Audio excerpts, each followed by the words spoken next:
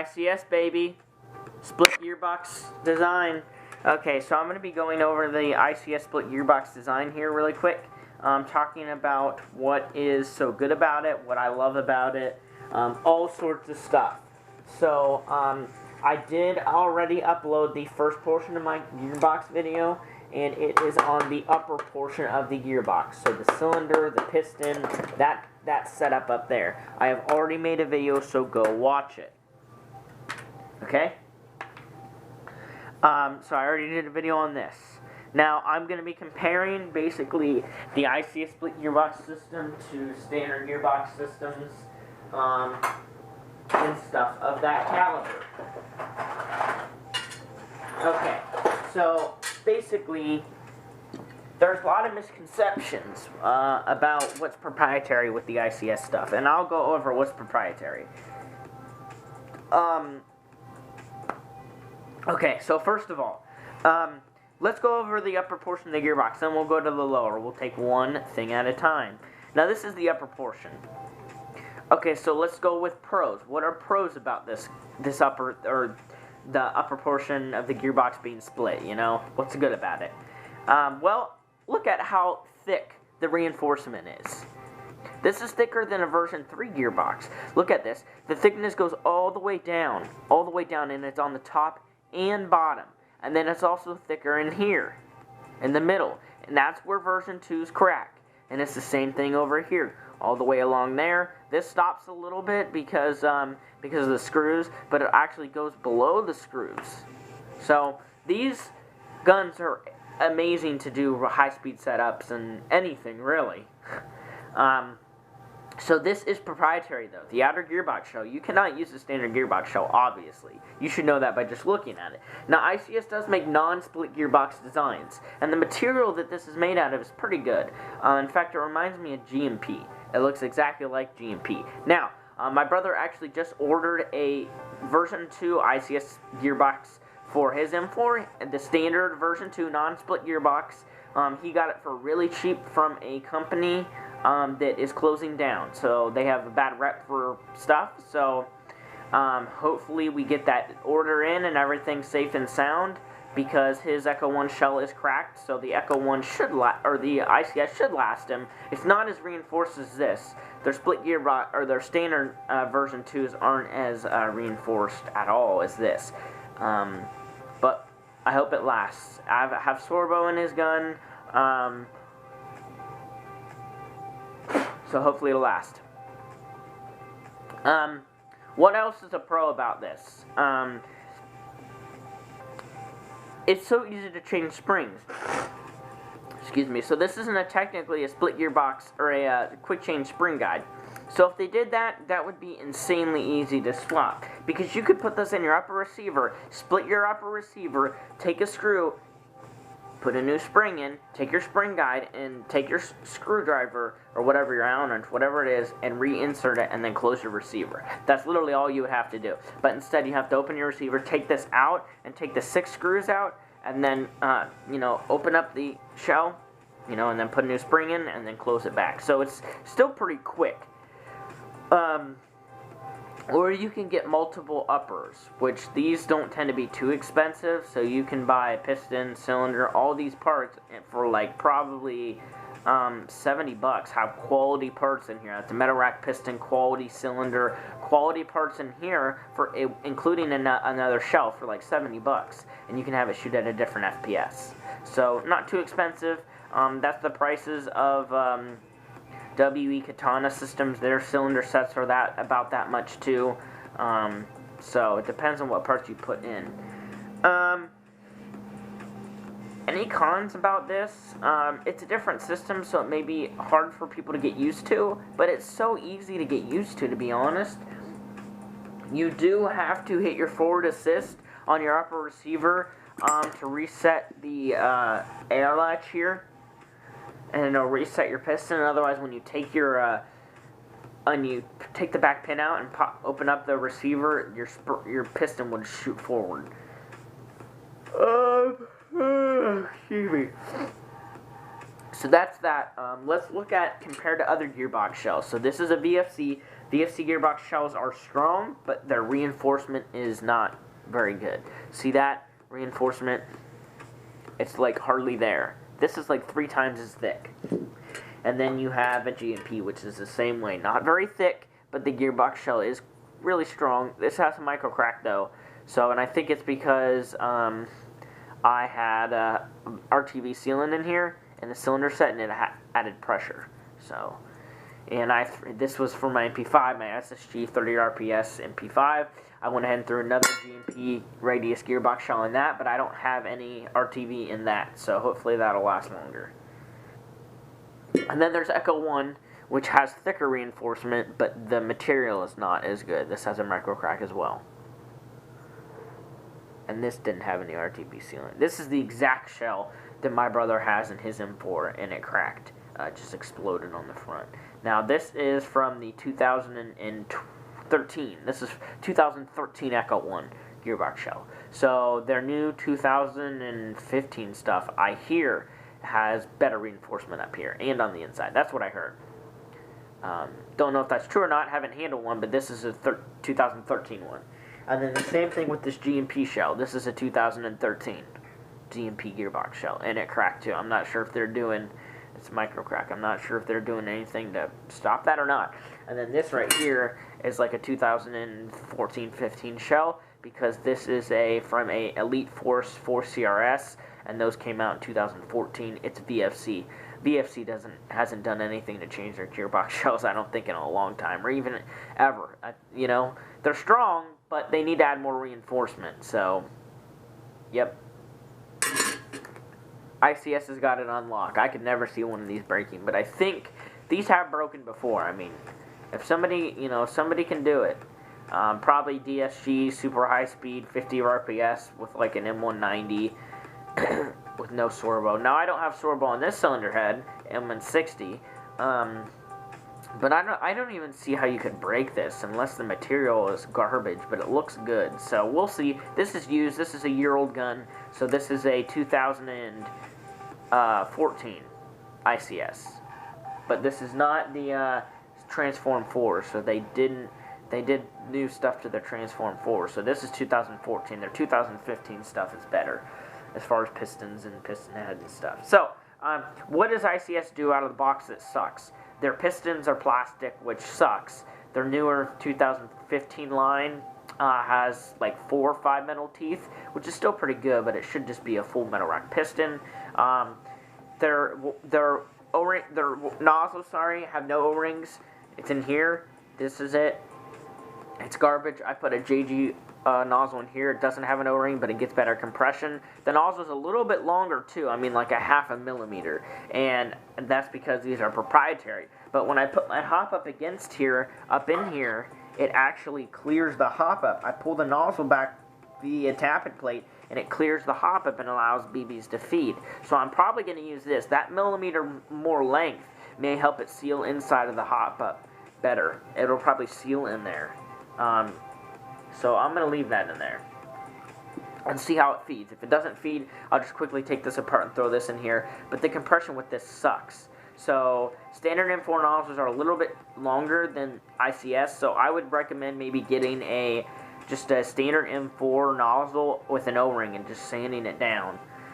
That's what I may do, because the compression with this nozzle is not perfect. So, because I can probably get about 10 FPS harder with an O-ring nozzle, maybe 10 to 20, for sure.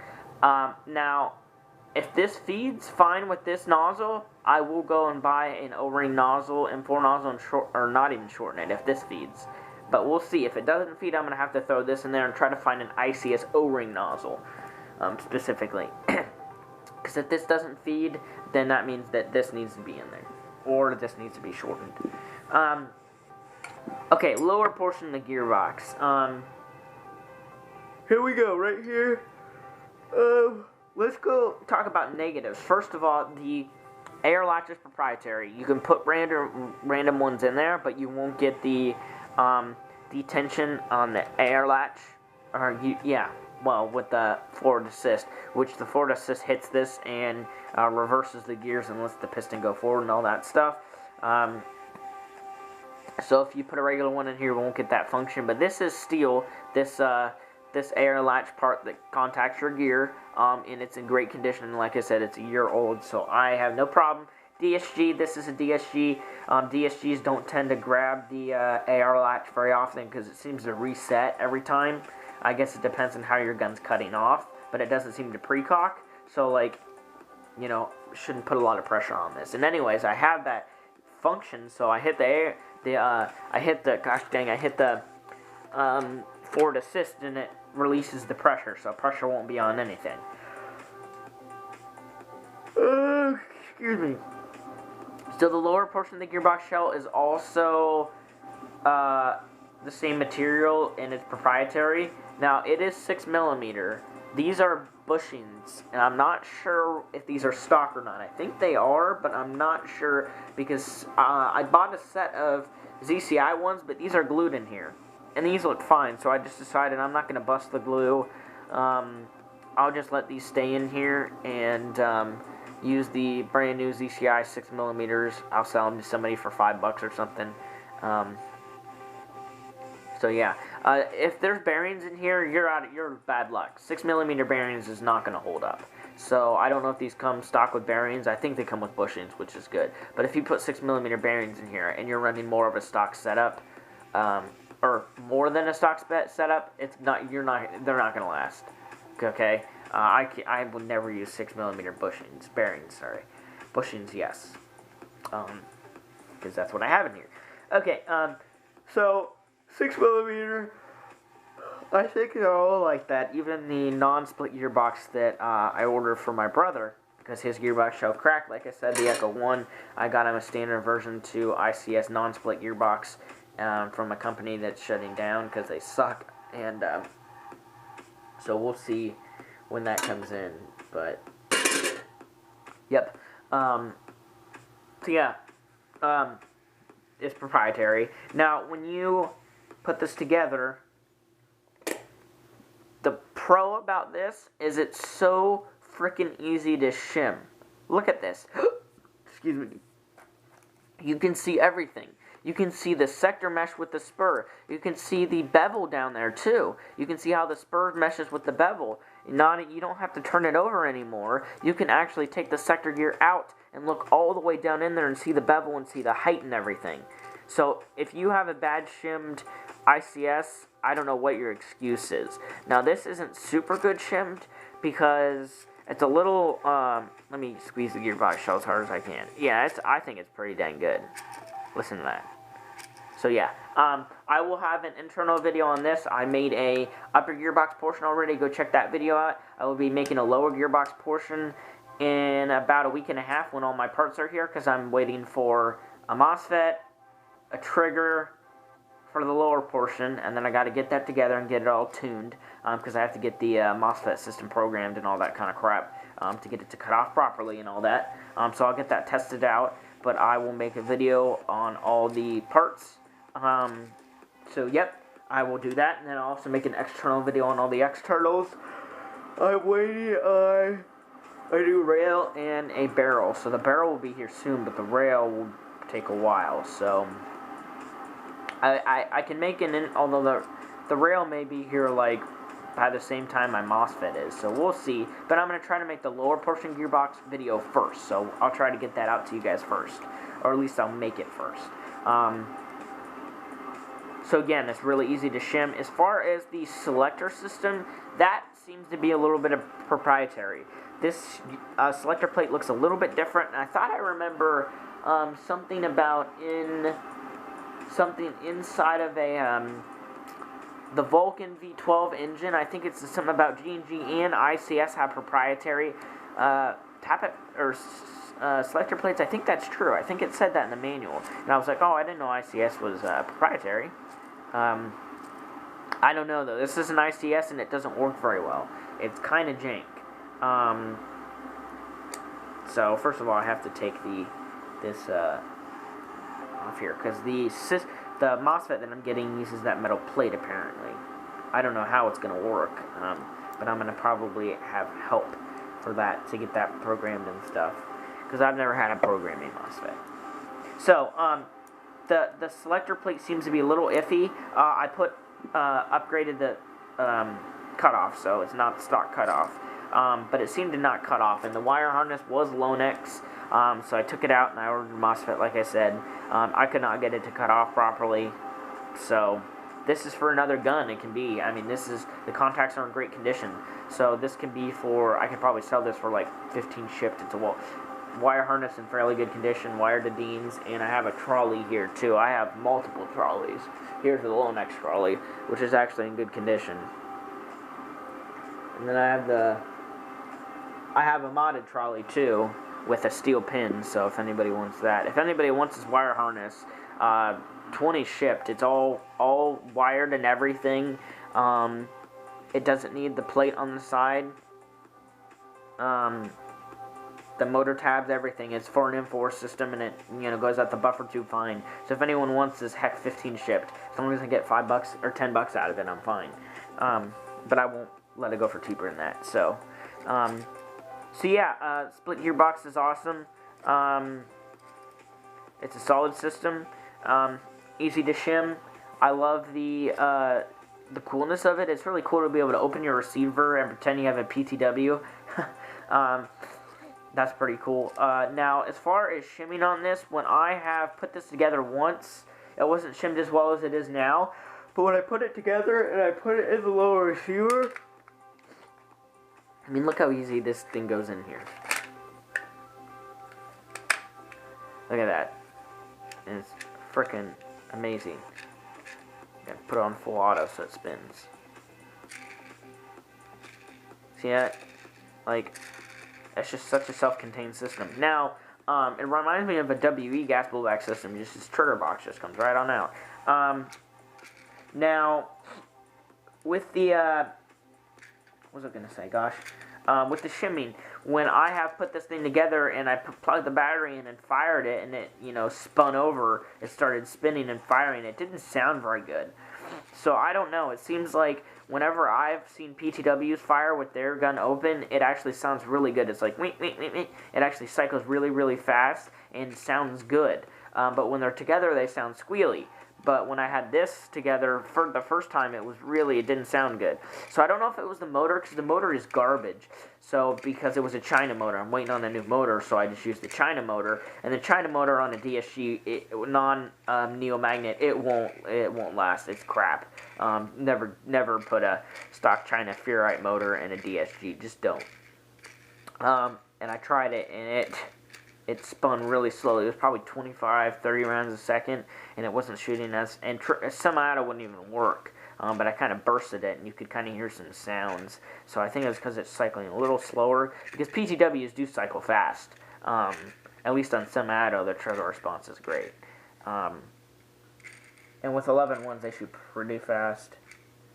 So yeah. If you have any questions, comment below, guys. Waiting for parts, like I said, trigger MOSFET for the low receiver, and I'll have to tune that and everything. And then I'm waiting for a new outer barrel and a new rail for my M4, or the outer barrel. Oh my gosh, for this gun. Everything I'm waiting for is for this gun. In the meantime, I'm going to try to sell the old rail, and see what I can get out of it. It may be proprietary, so we'll see. If you have any questions, just ask. I really do like ICS guns, so stay tuned. I will be, like I said, making videos on this, and I will make an external video and a lower gearbox portion as soon as I get those parts in. So if you have any questions, comment below. See you guys later.